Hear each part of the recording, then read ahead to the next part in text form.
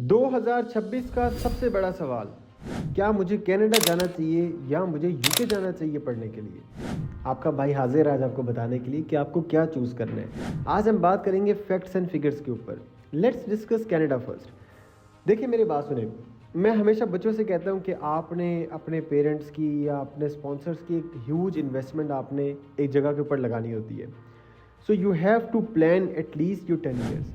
अगर हम कनाडा की बात करें, कनाडा का सबसे बड़ा प्लस पॉइंट ये है कि आपको डिग्री ख़त्म करने के बाद ये टेंशन नहीं होती कि यार आप you have to find any job and something like that. जैसे ही अपना बैचलर्स ख़त्म करते हैं या आप अपना मास्टर्स ख़त्म करते हैं, आपको 3 साल का पोस्ट स्टडी वर्क परमिट मिल जाता है।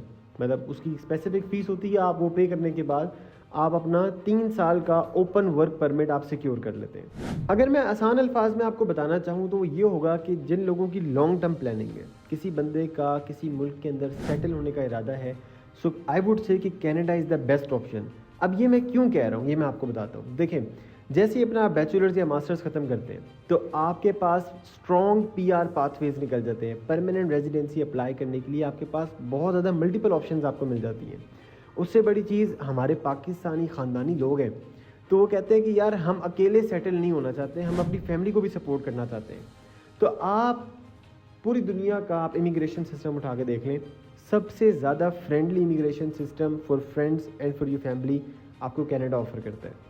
स्टडीज़ के साथ साथ जाहिर है फिर पार्ट टाइम आपको अपॉर्चुनिटीज़ कमाने की भी मिल जाती है। यानी कि आपको पता है कि पार्ट टाइम आपको ड्यूरिंग योर टर्म टाइम जब आप पढ़ रहे हैं तो आपको पार्ट टाइम जॉब अलाउ होती है। और summer break, semester break, Christmas break या कोई इस किस्म की बैंक हॉलीडेज़ अगर आएँ तो उसके अंदर आपको फुल टाइम भी वर्क अलाउ हो जाता है।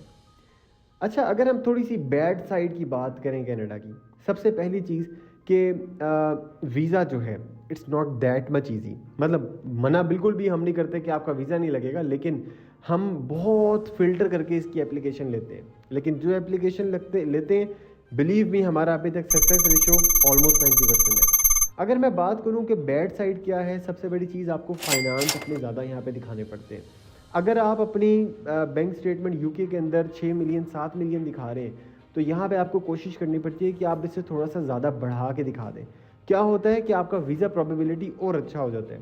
हम हमेशा रिकमेंड करते हैं कि बच्चा कम से कम 1 साल की अपनी फ़ीस कनाडा में लाजमी जमा करवाए, but again long term benefit. मैं अगर यूके की बात करूँ तो यूके उन लोगों के लिए है जो जज्बाती हैं मेरी तरह जो ये चाहते हैं कि उनकी डिग्री फास्ट ट्रैक में ख़त्म हो जाए। आप देखें कि बैचलर्स 3 साल का है, आपका 1 साल वहाँ से सेव हो जाता है। मास्टर्स आपका 1 साल का है, कनाडा में 2 साल का है। बट बैड साइड के ऊपर अगर आप थोड़ा देखें, आपका एडमिशन तो बड़ी आराम से हो जाता है, वीज़ा अभी भी बड़े आराम से दे रहा है यूके जो है।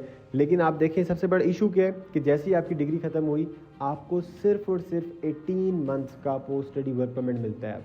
Now you don't have ample time कि आप अपनी फुल टाइम जो जॉब है आप उसको फाइंड आउट कर सकें या आप उसको हंट कर सकें। फिर बच्चा वहाँ पे जाके ब्लैकमेल होता है, बच्चा have to pay a lot of money to buy and purchase for work permit, जो कि इलीगल है, हम उसको कभी भी प्रमोट नहीं करते। उसके साथ साथ आज का आखिरी पॉइंट कि यूके जो है वो इतना इमिग्रेशन फ्रेंडली नहीं है। अब आपने हाल ही में अपने चेंजेस आपने खुद देख लिए होंगे कि बहुत ज़्यादा उन्होंने टाइम बढ़ा दिया हुआ है। इवन जो हेल्थ केयर जो मोस्ट डिमांडिंग वहाँ पे ऑक्यूपेशन थी, उसका 15 साल उन्होंने टाइम कर दिया है for PR, for ILR, indefinite leave to remain. So in conclude, अगर मैं आज की वीडियो को कंक्लूड करना चाहूँ, we highly recommend to apply for your Canada study visa and for Canada visitor visa. You can also try for your immigration if you are eligible. Contact Sale Consultants today. Our team gonna provide you the professional and the best advice.